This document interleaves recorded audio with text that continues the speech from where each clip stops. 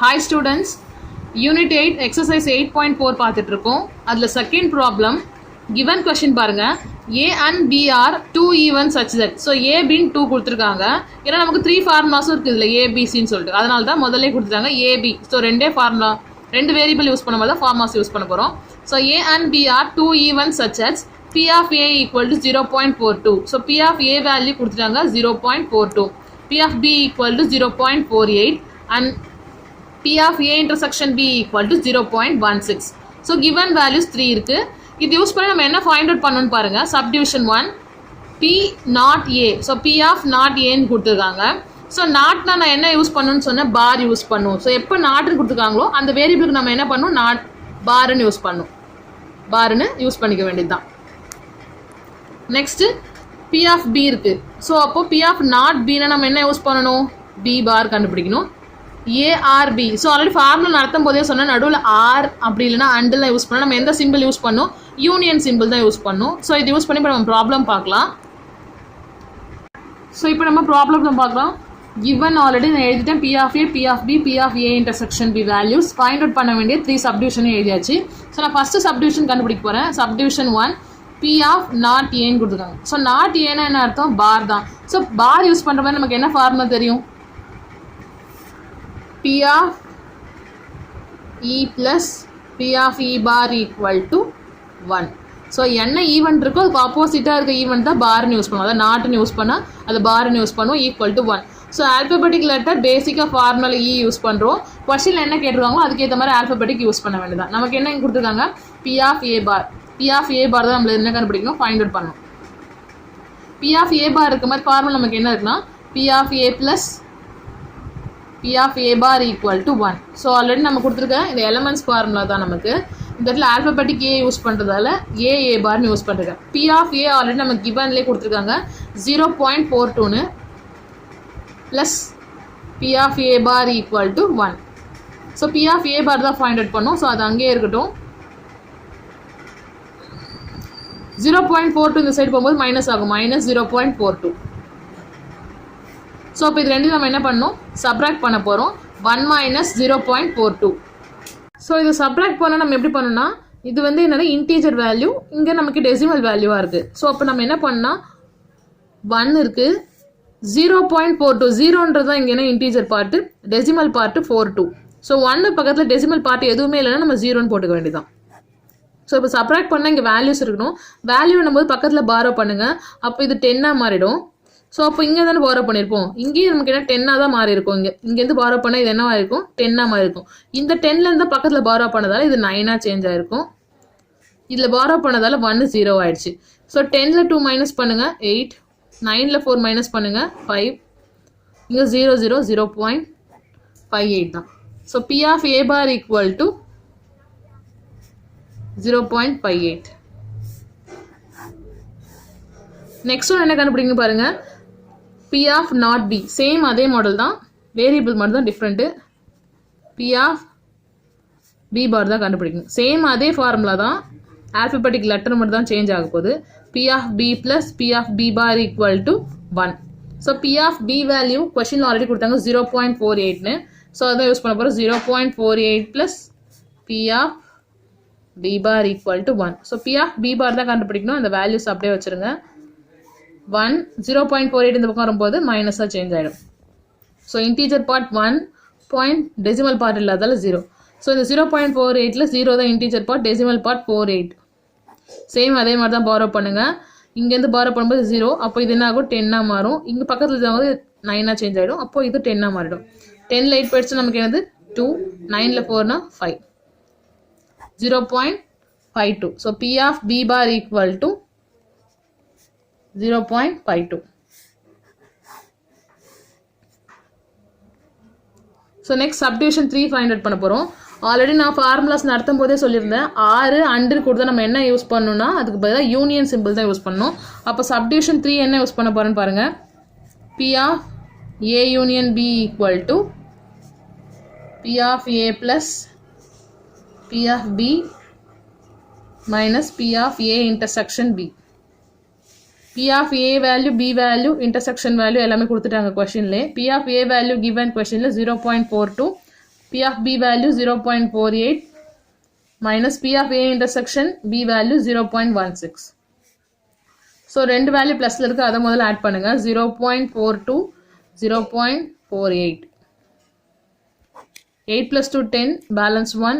4 plus 4 8, 8 plus 1 9, 0.90.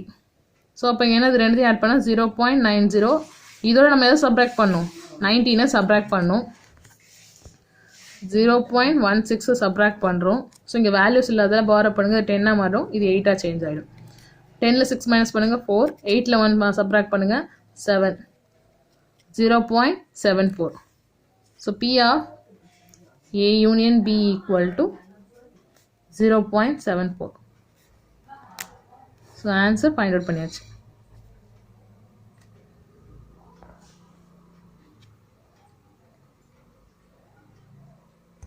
Next question number 3 பாருங்க.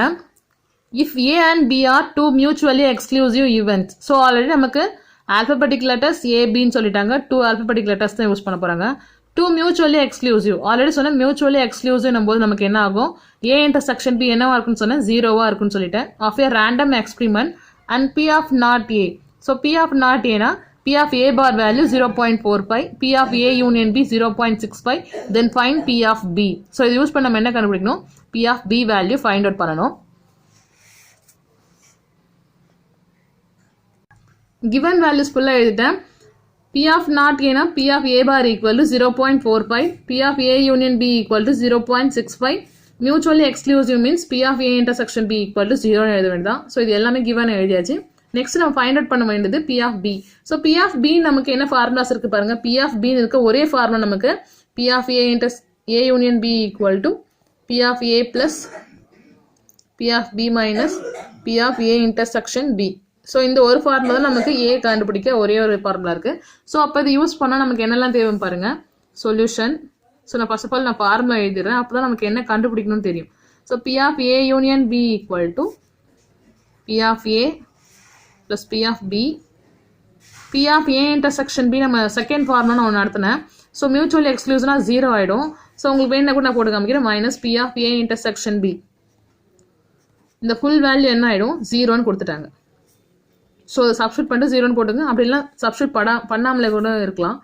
இப்போ பாருங்க, நமக்கு A யூனியன் B கொஷனில் இருக்கு.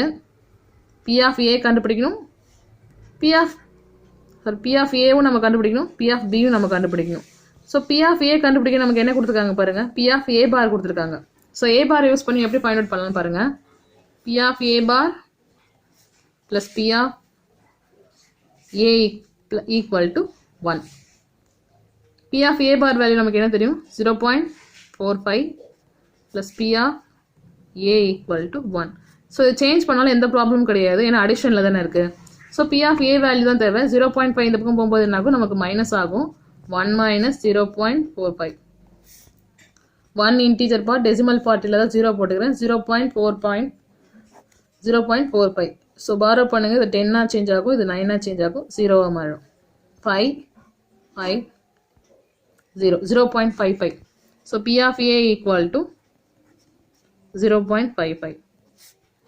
இப்போ நம்ம சப்ஸ்டிட்யூட் பண்ணலாமா. P of A union B equal to P of A plus P of B equal to minus P of A intersection B. P of A union value 0.65. P of A value இப்போ தான் கண்டுபிடிச்சோம் 0.55. P of B value தான் கண்டுபிடிக்கணும். So அதை அப்படியே எழுதிக்கோங்க. P of A intersection B value எக்ஸ்க்ளூசிவ்னு சொன்னதால 0ன்னு போட்டாச்சு. So P of B value இங்கே வச்சுக்கோங்க. 0.55 இந்த வரும்போது எனக்கு நம்ம சப்ட்ராக்ட் ஆகும். 0.65 0.55. ஸோ பாயிண்டில் தான் இருக்குது. 0 1 0.10. So P of B equal to 0.10.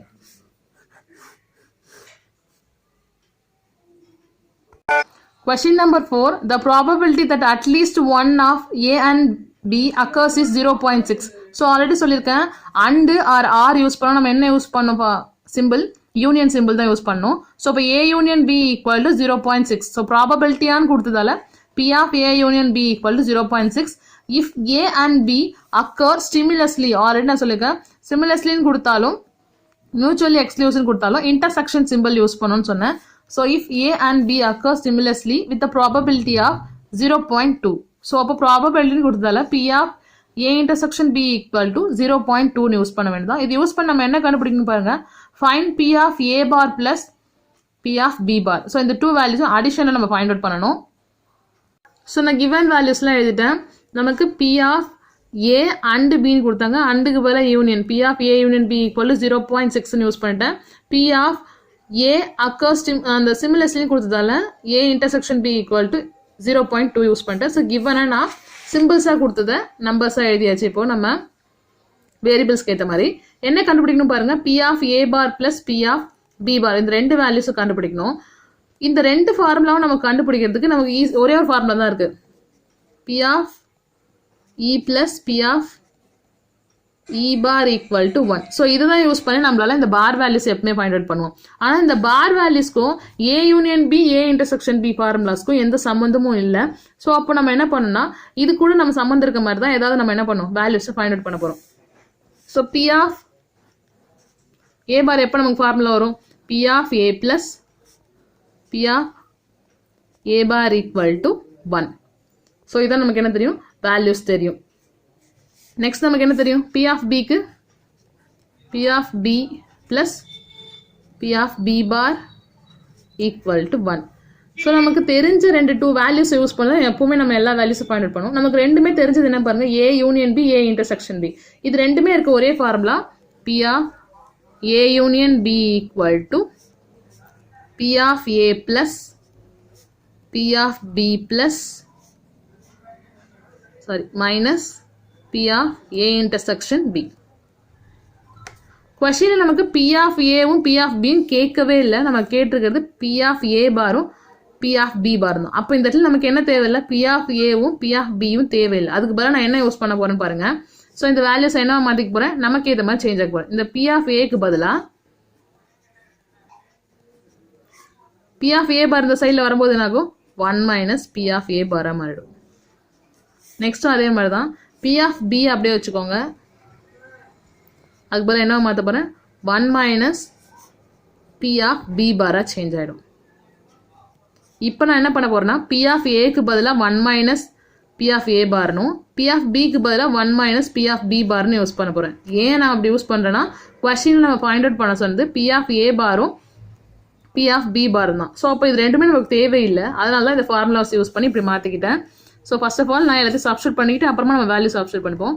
B of A union B equal to P of ஏக்கு பதிலாக என்ன சப்ஸ்டியூட் பண்ணணும்னு சொன்னேன், 1 minus P of A bar plus P of பிக்கு பதிலாக என்ன யூஸ் பண்ணும், 1 minus P of B bar minus P of A intersection B. So இப்போ வேல்யூ சப்ஸ்டியூட் பண்ணுங்க, நம்ம கிவன்லாம் P of A union B 0.6 P of A intersection B 0.2. So இந்த value 0.6 equal to இங்கே இருக்கிற டூ கான்ஸ்டன்ட் வேல்யூஸ் இது மட்டும் தான், 1 + 1 2 2 மைனஸ் பி ஆஃப் ஏ பார், இங்கே ஒரு மைனஸ் இருக்கா, minus P of B bar. இந்த ரெண்டு 1 தான் நம்ம ஆட் பண்ணி 2ஆக சேஞ்ச் பண்ணிட்டோம். இது ரெண்டு மைனஸ் சிம்பிள் தான் இருக்கும், அதில் மைனஸில் அப்படியே இருக்குது. Minus P of A intersection B நமக்கு என்னன்னு தெரியும், 0.2. கான்ஸ்டன்ட்லாம் ஒரு சைடில் கொண்டு போயிடுவோம், அப்போ தான் நமக்கு வேல்யூ ஃபைண்ட் அவுட் பண்ண ஈஸியாக இருக்கும். ஸோ 0.6 2 இந்த பக்கம் வரும்போது என்னாகும், -2.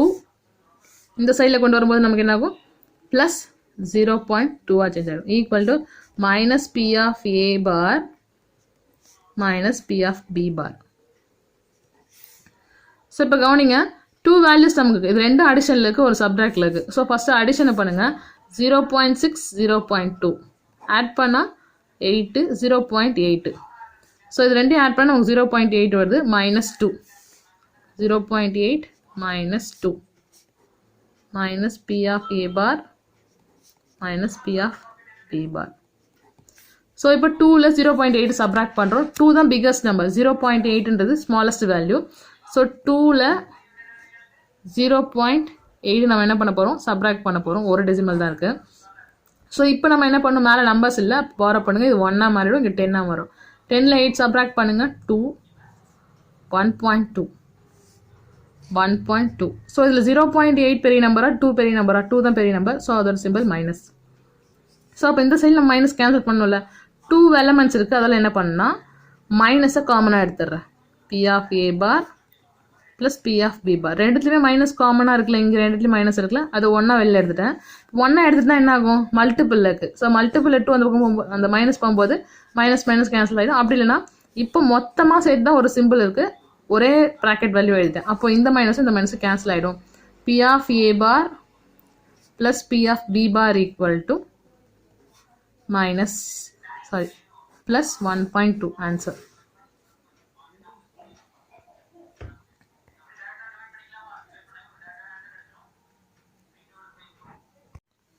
Homework problem. If A and B are two evens such that P of A equal to 1 by 4, P of B equal to 1 by 2 and P of A and B equal to 1 by 8, find P of A or B. Subdivision to P of A bar, P of B bar.